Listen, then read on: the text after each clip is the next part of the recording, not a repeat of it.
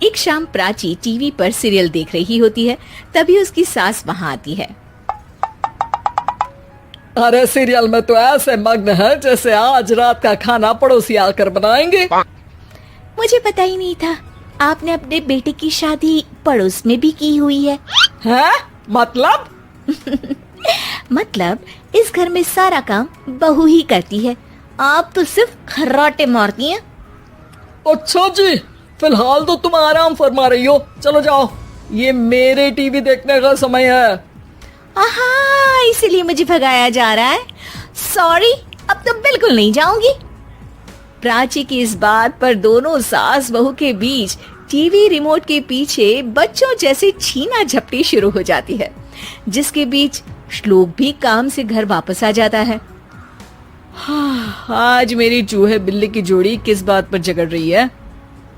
अरे तेरे बीवी मुझे टीवी ही नहीं देखने दे रही। अरे तुम्हारी मम्मी मुझे खाना बनाने के लिए फोर्स कर रही है। अरे वाह, ऐसे बेतुके रीजन पर तो बच्चे भी झगड़ा नहीं करते।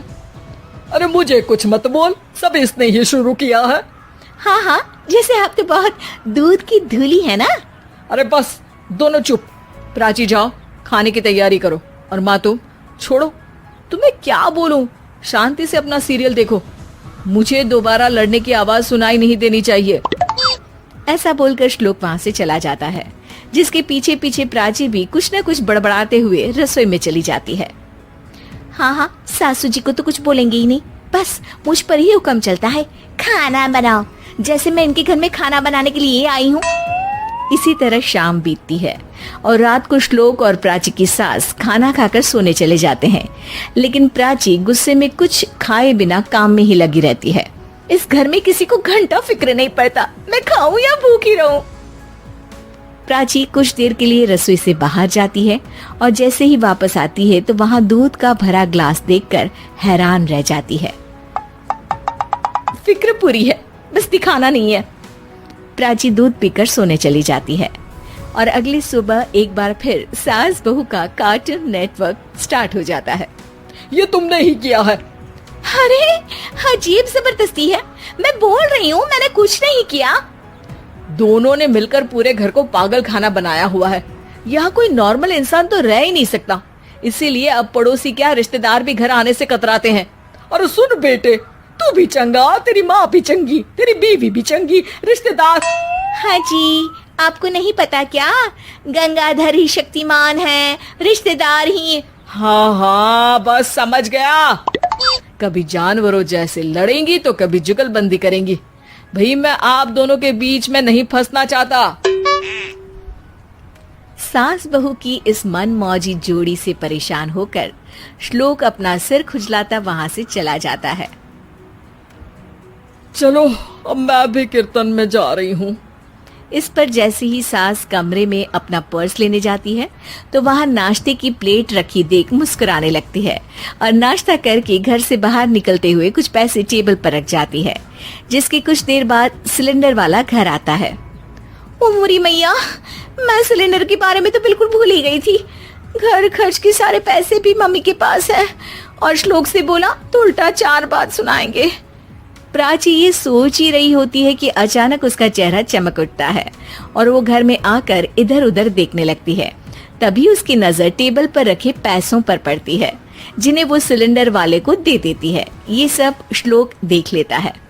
अच्छा बेटे, इतना बड़ा घोटाला, सबके सामने मैं तेरी दुश्मन और पीठ पीछे तेरी मेरी यारी। इस पर श्लोक एक प्लान बनाता है और शाम को सब एक साथ बैठे होने पर बोलने लगता है।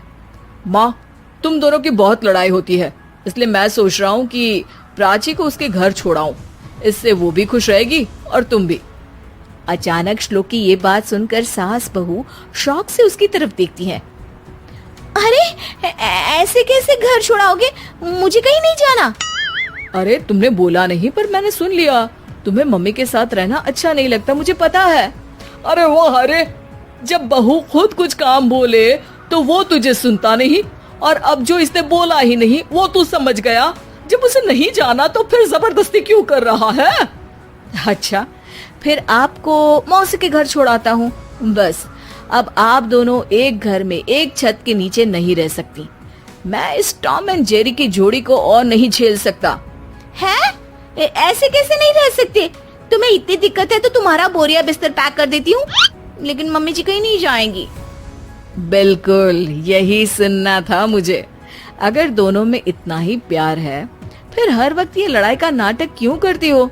देखा मैंने कैसे माँ किचन में दूध रखती है और तुम उनके लिए कमरे में नाश्ता रखती हो, और कैसे वो पहले ही तुम्हारी दिक्कत समझकर घर में पैसे रखकर बाहर जाती है। अरे भाई, इतना ड्रामा तो डेली सोप में भी नहीं होता जितना तुम दोनों ने इस घर में फैलाया हुआ है। तू हमें टॉम एंड जेरी बोलता है ना, तो याद कर वो दोनों भी एक दूसरे को बाहर वालों की बुरी नजर से बचाने के लिए हमेशा सबके सामने लड़ते थे, लेकिन अकेले में दिक्कत के समय मदद भी तो करते थे। बस हमारा रिश्ता भी कुछ ऐसा ही है। और वैसे भी अगर सास बहू में तू मैं नहीं होती तो दुनिया वालों को कहानियां कैसे मिलेंगी?